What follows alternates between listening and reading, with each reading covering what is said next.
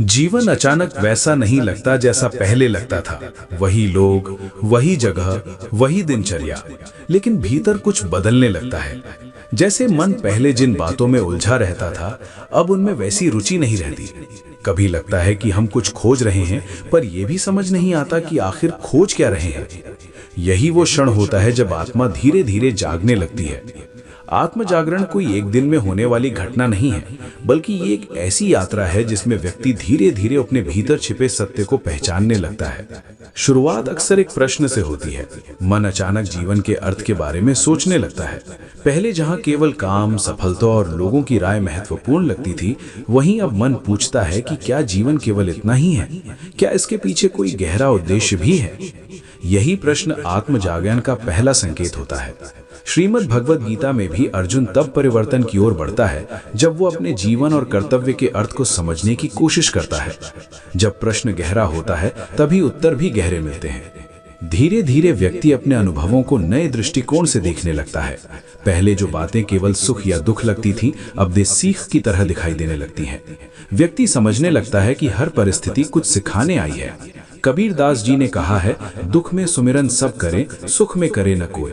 इसका अर्थ ये नहीं कि दुख आवश्यक है, बल्कि ये कि कठिन परिस्थितियां हमें भीतर की ओर देखने के लिए प्रेरित करती हैं। आत्म जागरण का अगला चरण तब आता है जब व्यक्ति अपने विचारों को देखना शुरू करता है। पहले मन जो सोचता था, व्यक्ति उसी को सत्य मान लेता था, लेकिन धीरे धीरे समझ आता है कि हर विचार सत्य नहीं होता। कुछ विचार केवल आदत होते हैं, कुछ भय होते हैं, कुछ पुराने अनुभवों का असर होते हैं। जब व्यक्ति अपने विचारों को देखना सीख जाता है, तब वे उनसे थोड़ा अलग हो पाता है। यही वो बिंदु है जहां से भीतर शांति की शुरुआत होती है। उपनिषदों में कहा गया है कि मनुष्य का वास्तविक स्वरूप शांत और पूर्ण है, लेकिन अज्ञान के कारण वो खुद को सीमित मान लेता है।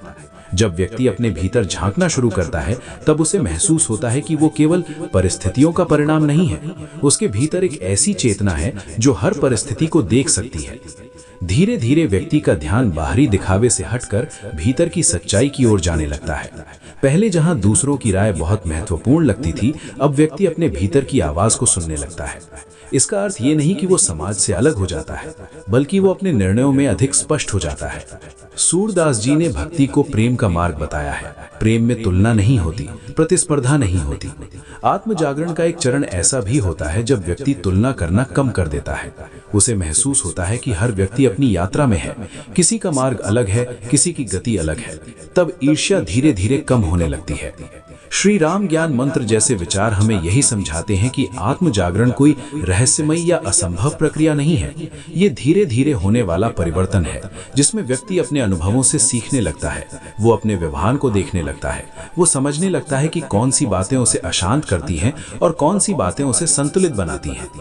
आत्म जागरण का एक महत्वपूर्ण चरण ये भी है कि व्यक्ति प्रतिक्रियाओं को नियंत्रित करना सीखता है। पहले छोटी छोटी बातों पर क्रोध आ जाता था, लेकिन अब वो थोड़ा रुककर सोचने लगता है। वो समझने लगता है कि हर प्रतिक्रिया जरूरी नहीं होती, कई बार शांत रहना ही बेहतर होता है। रामचरितमानस में भी ये संकेत मिलता है कि विवेक ही व्यक्ति को सही दिशा देता है। जब विवेक जागता है, तब व्यक्ति सही और गलत के बीच अंतर समझने लगता है।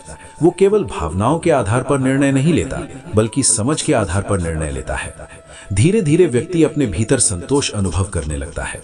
इसका अर्थ ये नहीं कि वो लक्ष्य बनाना छोड़ देता है, बल्कि वो लक्ष्य के पीछे भागते हुए खुद को खोता नहीं है। वो समझ जाता है कि उपलब्धियां जीवन का हिस्सा है, लेकिन जीवन का उद्देश्य केवल उपलब्धियां नहीं है। आत्म जागरण का एक चरण ऐसा भी होता है जब व्यक्ति अकेले रहने से डरता नहीं है। उसे अपने साथ समय बिताना अच्छा लगने लगता है। वो अपने विचारों को सुनने लगता है। यही वो समय होता है जब व्यक्ति अपने भीतर के शोर को कम होते हुए महसूस करता है। कबीर दास जी का एक और संकेत है, जहां दया वहां धर्म है। जब व्यक्ति का दृष्टिकोण बदलता है, तब उसके भीतर करुणा बढ़ने लगती है। वो दूसरों की गलतियों को समझने लगता है। वो कठोर निर्णय लेने से पहले परिस्थिति को समझने की कोशिश करता है। धीरे धीरे व्यक्ति को ये भी समझ आने लगता है कि जीवन में हर चीज नियंत्रण में नहीं होती। कुछ बातें समय पर छोड़ देना ही बेहतर होता है। जब ये स्वीकार्यता आती है, तब मन का बोझ हल्का होने लगता है। आत्म जागरण का अर्थ ये नहीं कि जीवन में कठिनाइयां समाप्त हो जाएंगी, बल्कि इसका अर्थ ये है कि व्यक्ति कठिनाइयों को देखने का दृष्टिकोण बदल देता है। जो पहले समस्या लगती थी, वही अब सीख बन जाती है। जब व्यक्ति इस यात्रा में आगे बढ़ता है तब उसे महसूस होता है कि शांति बाहर नहीं मिलती, वो भीतर से आती है। बाहरी परिस्थितियां बदलती रहेंगी लेकिन भीतर का संतुलन बना रह सकता है। धीरे धीरे व्यक्ति समझने लगता है कि आत्म जागरण का अर्थ कुछ नया बनना नहीं है, बल्कि अपने असली स्वरूप को पहचानना है।